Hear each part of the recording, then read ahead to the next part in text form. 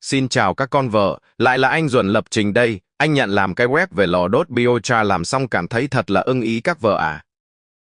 Web chạy thật là mượt mà trên mọi thiết bị, có song ngữ các thứ ha ha ha. Anh tận dụng tuyệt học mấy mươi năm của anh về AI như Stitch, VB Code để làm thật là đã, mà anh bàn ngoài lề một chút, làm web xong anh thấy mảng lò đốt biochar này thật tiềm năng vãi cả trường các vợ à.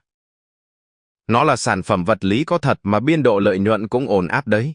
Anh nghe qua thôi thấy cũng khoái khoái đấy các vợ. Cuối video anh cho các vợ xem cái lò đốt nó như thế nào.